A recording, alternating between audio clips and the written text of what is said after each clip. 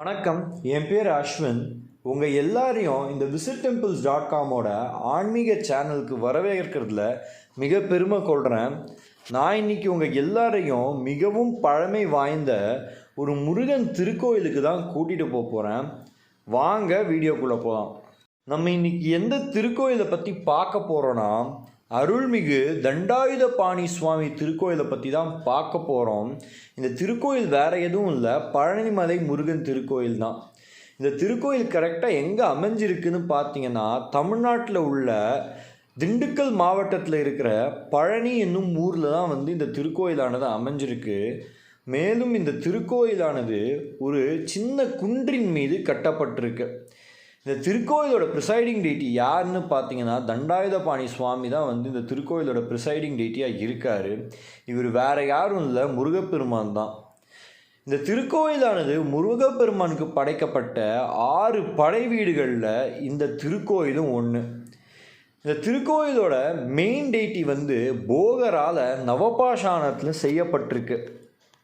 இந்த தண்டாயுதபாணி திருக்கோயிலானது சுமார் 1500 அடி மீன் சீ லெவலோட உயரம் கொண்டு காண முடிகிறது.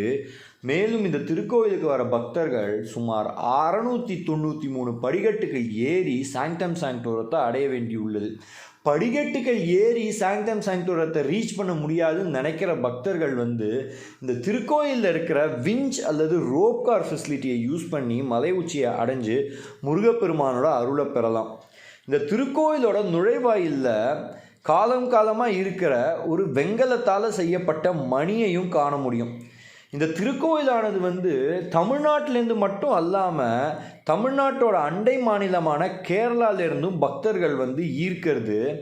இந்த திருக்கோயிலில் முருகப்பெருமானோட சன்னதிக்கு எவ்வாறெல்லாம் அபிஷேகம் பண்ணுவாங்கன்னு பார்த்தீங்கன்னா, ஹோலி வாட்டர் எல்லாம் வச்சு அபிஷேகம் பண்ணுவாங்க. அந்த தீர்த்தத்தை நம்ம குடித்தா மெடிசனல் எஃபெக்ட் இருக்குதுன்னு சொல்லப்பட்டு வருது. இந்த திருக்கோயிலானது 9ஆம் நூற்றாண்டில் சோழ மன்னர்களுள் ஒருவரான சேரமான் பெருமானால் கட்டப்பட்ட திருக்கோயிலாக இருக்குது. இந்த ஒட்டுமொத்த மலையோட சர்க்கம்ஃபரன்ஸ் எவ்வளோன்னு பார்த்தீங்கன்னா 2.4 கிலோமீட்டர் அளவு சர்க்கம்ஃபரன்ஸ் கொண்ட மலையாக காண முடியும்.